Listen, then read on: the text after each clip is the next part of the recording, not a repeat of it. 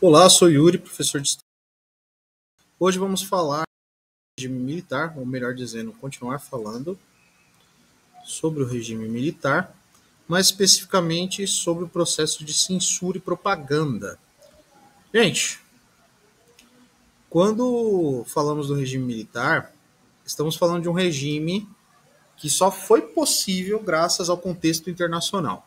Então, assim como o regime de Vargas, ele só teve apoio conforme a ameaça comunista, conforme a identificação dos regimes autoritários da Europa, e a queda do regime de Vargas também vai estar atrelada à redemocratização, ao discurso democrático voltar com força no mundo. O regime militar brasileiro ele também foi influenciado por esse contexto internacional. No caso do regime militar brasileiro, vai ser a Guerra Fria. Então, o que vai acontecer? Durante esses 21 anos de regime militar, esse governo, que foi baseado em uma junta militar, né, ou seja, generais que se reuniram ali para substituir o poder das autoridades civis e governar revezando o poder entre si, ele só era possível graças à disputa que havia ali no mundo entre o capitalismo e o socialismo. Então, quando falamos ali da sua implementação, derrubando o Jango, e da sua queda, ele não foi um regime que foi influenciado simplesmente pelas questões ali de política interna. Era principalmente a política externa que influenciava a manutenção desse regime, tá? Tanto que é no final da Guerra Fria que também vai acontecer o final ali do regime militar, tá?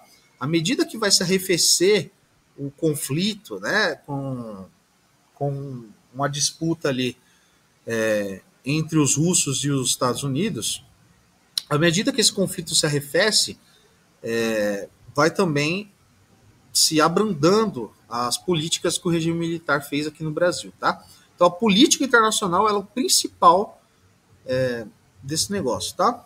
Então o que acontece, gente?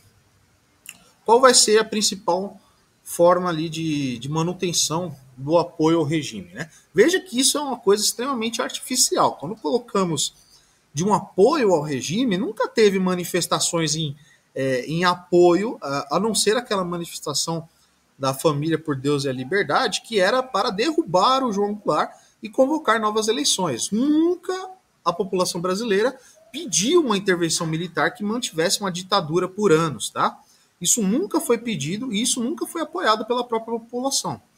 Então, quando falamos da propaganda, ela tem um aspecto ali unicamente estatal, tá? Não era uma coisa que se expandia para o resto do povo, tá? O que ocorreu no Brasil foi uma apatia, uma forma ali do brasileiro seguir com a vida e não questionar as autoridades, não questionar o mundo ao seu redor. Então foi um momento apático ali da nossa história, onde a maioria da população simplesmente se abnegou de lutar por algum direito, por alguma representação democrática, tá? Então, quando falamos desse apoio, ele era uma coisa extremamente artificial, tá? Então, olha só, as narrativas da ditadura militar, a propaganda oficial, campanhas publicitárias, discursos oficiais e censura à mídia foram instrumentos usados para fomentar um clima de medo e conformidade na sociedade. Este mecanismo de propaganda permitiu que os militares mantivessem o poder durante décadas, controlando a narrativa pública e reprimindo qualquer forma de resistência. Então veja que, apesar aqui do material didático colocar como se fosse uma coisa muito importante para a manutenção do regime, era uma coisa mais periférica, tá? O verdadeiro apoio do regime era o complexo industrial militar dos americanos, era a influência dos americanos aqui na América Latina. Então, enquanto houve apoio dos americanos, o regime militar, com ou sem a propaganda como ferramenta, ele se manteria no poder, tá? É isso que é importante entender, o contexto internacional. No futebol, durante a Copa de 70, a canção do evento associava o caráter desenvolvimentista do regime militar com a exaltação da seleção brasileira de futebol. Todos juntos, vamos para a frente, Brasil. Brasil, salve a seleção. Os anúncios e slogans da ditadura militar eram amplamente divulgados pela imprensa. Slogans como Brasil, ame-o ou deixe-o. Brasil, ame-o e quem não vive para servir ao Brasil não serve para viver no Brasil. Eram disseminados em objetos e adesivos nas janelas dos carros. Então, olha só, essas campanhas aqui, que ao contrário dos populismos ali, como a gente viu, do populismo do Getúlio Vargas, do populismo do Jânio Quadros, de vários outros, do Juscelino Kubitschek, de várias outras figuras ali, que realmente pegavam esse caráter nacionalista, né, e eram realmente populares, o regime militar ele vai pegar esse nacionalismo, mas de uma forma muito fraca, tá? Não tinha penetração do povo. O povo não apoiava de forma entusiasmada essas medidas aqui, né? E esse negócio de Brasil ame ou deixo é uma forma de, vai para Cuba, você não gosta do Brasil, vai morar em Cuba, né? Vai morar nos países socialistas, por exemplo. Então, esse discurso já existia desde aquela época, tá? Então, olha só, pessoal. Aqui tem uma propaganda do regime, tá? Vou colocar aqui pra gente assistir.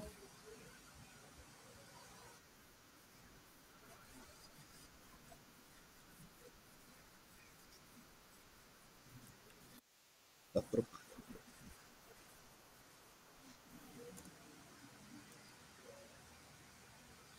Calma aí, pessoal.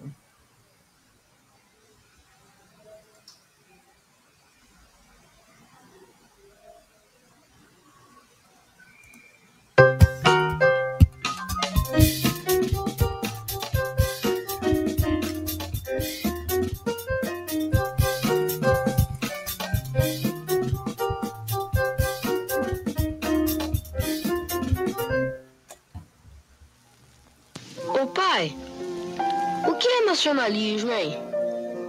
Nacionalismo? É. Bem, deixa eu ver se consigo desenhar nacionalismo para você. Olha, o nacionalismo não é apenas cumprir os deveres cívicos para com a pátria. O nacionalismo é um conjunto de ideias, meu filho, para ação política, econômica e social, visando preservar o interesse da nação. Sei.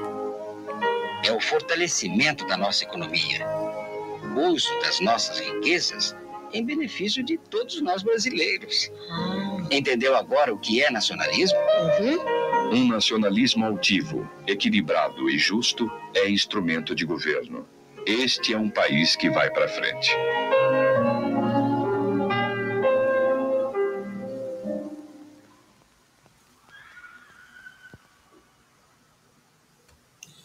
Então, pessoal, vocês veem que a campanha para incentivar esse nacionalismo ela foi muito forte no regime militar, mas ela não teve a força que tinha antes. Por exemplo, o petróleo é nosso,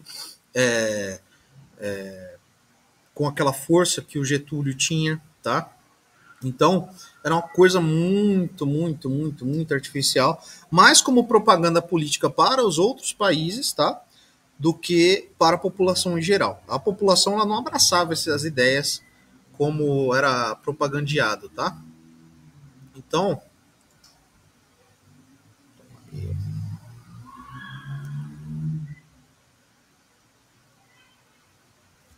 o discurso, né, de ser um governo nacionalista, de ser um governo que representasse ali a pátria, a nação, ele era muito forte no regime militar. Mas, ao contrário de outros regimes nacionalistas, como haviam antes, né, o nacionalismo do regime militar vai ser um nacionalismo totalmente submisso aos desígnios dos Estados Unidos. Então, de nacionalismo mesmo, não havia absolutamente nada. Era um nacionalismo que dizia amém para tudo que os americanos falavam, tá? Então, olha só, pessoal. Aqui tem outras charges, outras propagandas aqui do regime, né? Com essa ideia de nação era colocada a goela abaixo, e vai ter também as medidas de repressão, né, de censura e de perseguição política, tá? Como eu falei na última aula, o regime militar ele vai ser responsável por acabar com a discussão política no Brasil por anos. Tanto a esquerda quanto a direita foram combatidas pelos militares. Os militares vinham com esse discurso positivista, vinham com a noção de que a política atrapalhava, que, na verdade, quem deveria dominar a sociedade eram os técnicos, os engenheiros, aqueles que lidavam com a ciência, né? E o discurso político ele só atrapalhava nisso. Então, para os militares, era impensável você deixar um congresso debatendo abertamente, você deixar eleições diretas acontecerem. Então, isso está muito atrelado com a ideologia dos próprios militares, tá, pessoal? E com o apoio americano junto a isso. Então, algumas medidas vão ser muito importantes ali para controlar uma oposição. Quando falamos uma oposição que existia no regime militar, vai ser uma oposição do movimento estudantil, da classe artística e de alguns grupos guerrilheiros. Mas, como eu disse, isso não havia acontecido com uma forma ali de ameaça, com uma forma ali de derrubar o regime de fato, né? O regime ele se ancorava nesse apoio americano, gente. E o apoio que esses grupos recebiam, por exemplo, os grupos de guerrilha recebiam, era um apoio muito periférico ali da União Soviética. A União Soviética ela não tinha uma base ali de espionagem, uma base ali de apoio político na América Latina. Ela usava os países satélites, como a Hungria, como a Romênia, para fomentar esses grupos aqui, tá? Então também não havia um campo ali de atuação para se estabelecer uma oposição de fato. A oposição ela acabou quando o regime militar exilou a maioria dos políticos de esquerda e perseguiu os políticos de direita, como Carlos Lacerda, né? Então, depois disso, gente, o discurso político ele ficou totalmente periférico e a forma de manter isso foi a criação de alguns instrumentos ali de repressão, como o DOI-CODE, como o DOPS, e esses vão ser os principais ali agentes de perseguição de jornalistas, de artistas, e vão ser também ferramentas para o regime calar sua possível oposição. Veja que não tinha oposição, e mesmo que houvesse essa oposição, eles não tinham condições de tomar o poder, tá?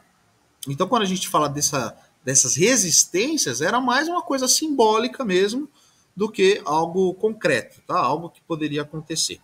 Era mais o contexto internacional mais importante do que isso, tá? Então, vamos lá. Em 1968, o endurecimento do regime militar. O autoritarismo militar se manifestou de maneira contundente, como uma série de medidas que restringiam as liberdades civis e políticas. A falta de liberdade de imprensa foi uma das marcas mais evidentes desse período, com a intensa censura sobre jornais, revistas, rádios e televisões.